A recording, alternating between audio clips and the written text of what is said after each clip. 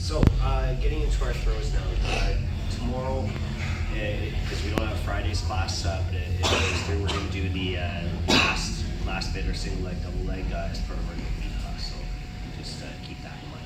So, we're going to look at some throws today. Now, the first one we're going to do is called the Osoto Gari. It's one of the most important throws to work on, especially for basics, because you're in a 50-50 position. Both people are essentially in the same throw. So if you don't have your main control points down, you can get countered. So it teaches you a lot about how to get your balance correct and how to enter the throws and making sure your kazushi's there, which basically means that that you have your balance controlled or the great inner balance.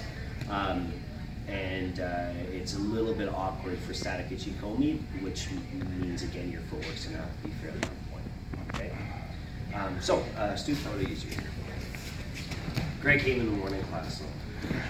So, of course, all the grip stuff that we did before, we went into a lot of detail there. But in general, if you want to have an easier time throwing, remove the lapel grip, because then you can't stop me from coming in and entering into these positions, okay? But for the sake of the drill, don't worry about this just yet. Biggest thing though, guys, when we're practicing the throw, don't stiff arm your partner. Okay, give it a nice clean entrance. If you're having an issue, like you're kind of locking up and tightening up when the person's coming in, natural reaction, just put your hand on top of the shoulder instead, and then that way you're less likely to stiff arm. Okay, so the Osoto Gari, right or beside with my rear leg. So like I'm walking past them, and key thing here is that I don't choke myself up. If I step too close, my hip's gonna connect, okay? I want to step beside so that I have the hip distance, okay, about that far apart. And then also this way I'm cutting a slight angle so that when I do pull him, he's gonna be pulled onto his heel. So you notice how you wanted to step back there, okay? So, step. Now the kazushi part, what we tell the kids is to bow. So I wanna make sure that I'm leaning forward. So this arm here, I'm going to tuck in towards his hip. This hand here, I'm just going to connect myself chest to chest, and then I fold him back. Okay. Now from this position, my leg is going to do a reap. Okay. A lot of people make the mistake and they plant their foot and then shove the person back. But if he wants to stay on his feet, he's just going to step out and keep himself connected. So I step, I get my kazushi, my leg comes up, I drag it across the floor, calf to calf, and I lift from there. Okay. Now, big thing for your partners. We don't want to fight each other and resist so that we get a clean entrance, because the harder he resists me, the harder I have to throw him. And then it just becomes uncomfortable for us both. But a huge thing, kids are more guilty with this, is that they try and make the fall easier on themselves, so you're not practicing proper break fall, but also it can even endanger your knee. Don't like put your leg down and collapse like this. Okay, that's really awkward for both of you.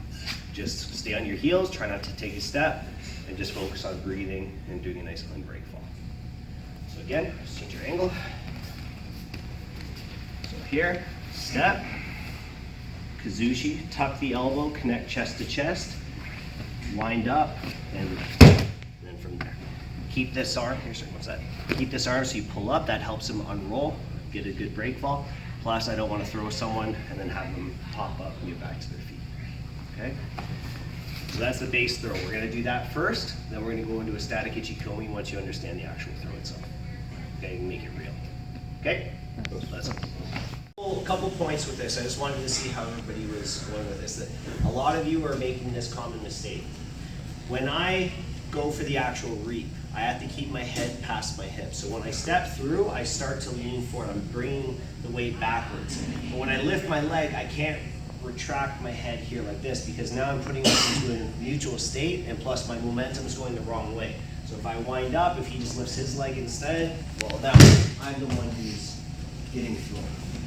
So I know not everybody skateboards here, but the concept is, just think if you have a wheel on your foot. If I were to try and reap and I lean back, I would fall on my head, right? So if you're driving forward, you have to keep your momentum and your weight forward, right? So as you go, think again, skateboard on your left leg, when I'm pushing off, I have to be here to keep the momentum driving through, okay? So again, from here, I step and I check him with my shoulder. There's aggressive ways of doing this with your, essentially using a crossface where you smash the guy with your bicep and like break him backwards. But to keep this clean, hand positions, I step and I pop in. When you do the static ichikomi, you should be actually hearing your partner getting the wind knocked out of you. You go whoosh, whoosh, every single time. Okay, so it's almost like I'm hitting them like this. Okay, so again from here, I step, I come through, and again, see my head didn't go back. I'm not leaning here. I drive in. Okay, and then that is a bit of a hack. Don't stop your momentum. You keep going. Head goes down, leg comes up. Okay, let's go back really quickly. Try and implement a few of those details. Then static ichikomi all the time. But again, it teaches you a lot of mainly kazushi. That's the big thing. So that was like a really, I don't want to say dumbed down version of it, but it's a very kind of jiu-jitsu, get to the point of a throw. There's a lot of detail as far as your hand positions about how you're going to pop the guy up and lean him over to the side. No, it looks like I'm doing a dance move, but there's like a lot of details as far as like the hand positions, how to pop the guy up and over, and a lot of variation, of course. But this is just focusing more on the structure of the body. Okay, so static ichikomi, partner's going to stand nice and square for you. Okay, now from here again, you really want to make sure you're not blocking the person. Okay, you shouldn't be getting punched in the shoulder. Now what I'm going to do is just my entrance, and I want to try and build it up so that it's not robotic, but it's as repetitive as you can. It shouldn't feel like your feet are always stepping in a different spot. You want to be hitting the same points. Now you notice here, he's nice and wide, but his hip comes into here. Your goal on your entrance is to get him to square up so that when I go for my entrance, he's going to end up here. Okay, so that he's taking away that angle so that he ends up on that back heel, but it shouldn't feel like he wants to take a step back, but then you stop it just at that point. Okay, so from here, it's going to wind up. So I step and I cut. Step, cut. Okay, so he's got to hold himself up, but you shouldn't be doing like this with your arms. It's more about the body mechanics. Boom and back. Boom and back. Boom and back. Okay? So the importance again with the static ichikomi is that you want to build up the speed so it's explosive. And as I said last week, you want to relay your throws more towards striking than you do grappling, because it's explosive, it has to have full commitment, and you can't wait for the perfect opportunity. You just have to go and hope it lands a lot of times. Okay, so 10 each. 1, 2, 3, 4, 5, 6, 7, 8, 9. Number 10, throw. Okay, partner, it's a good idea to count it out so that you're not 8, bang. Okay, so static ichikomi, it's 10 for 10, 10 for 10, 10. Let's go. Okay, not like this definitely isn't my favorite throw by any means. Because you do end up in that kind of 50-50 mutual position. But the better your entrance, the better your chances at throwing the person. The big thing is you got to be a little bit mean for this takedown, right? If you can just like walk in and just fold the person over and go like that, well, you should probably get out of the kids class and come back to the kids class, right? Because that's pretty much the only people that can really do that to.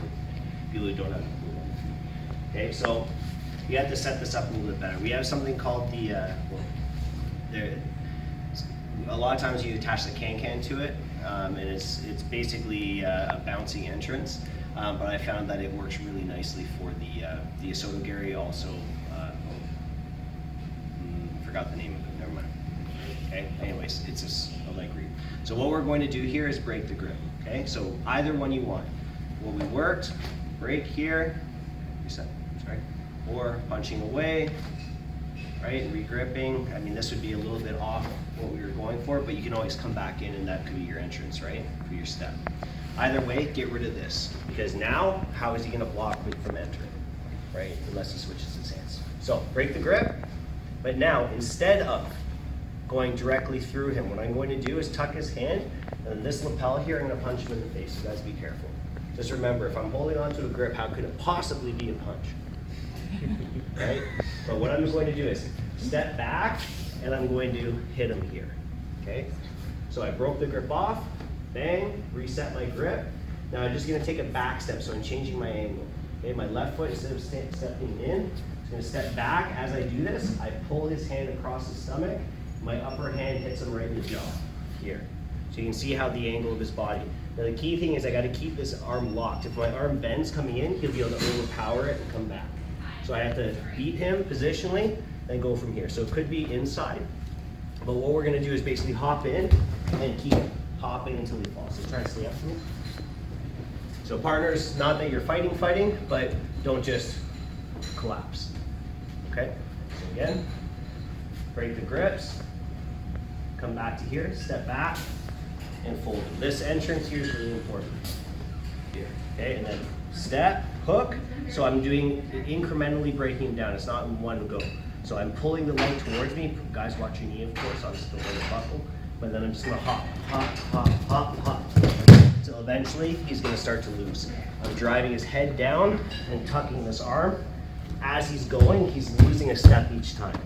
So it has to be a good, consistent whoop, whoop, whoop, whoop, until he drops. But it's a really, as far as fighting jiu-jitsu guys that just stiff arm you, this is a great one for it. Okay, so it's like a cheat code.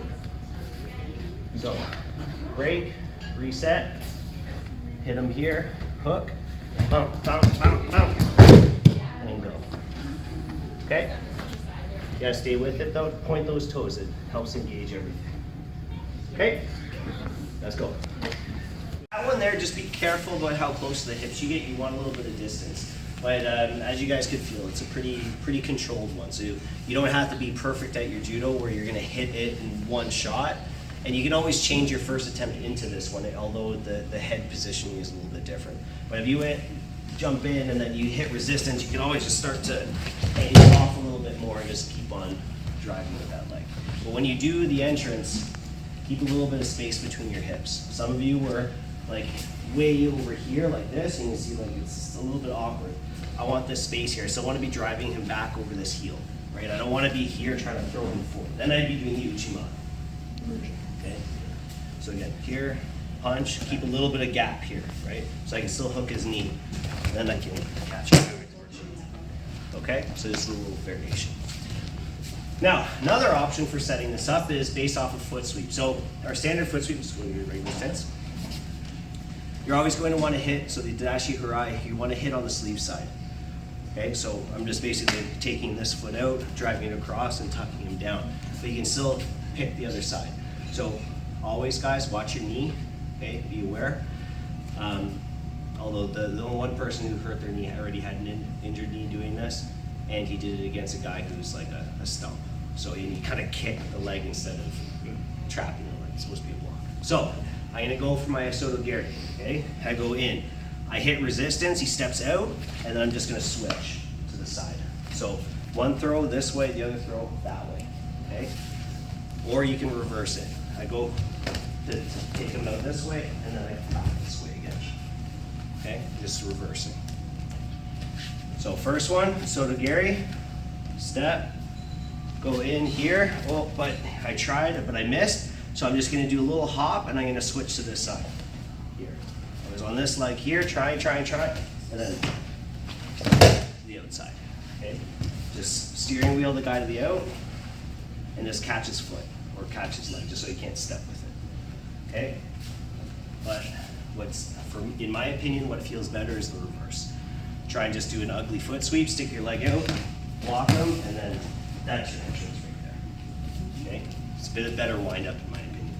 So again, just step in, lock his shin. Step in, lock his shin. He steps out, he opens the pathway, then I reverse everything. Boom, tuck, and then one more time. So again, here, boom, and then boom.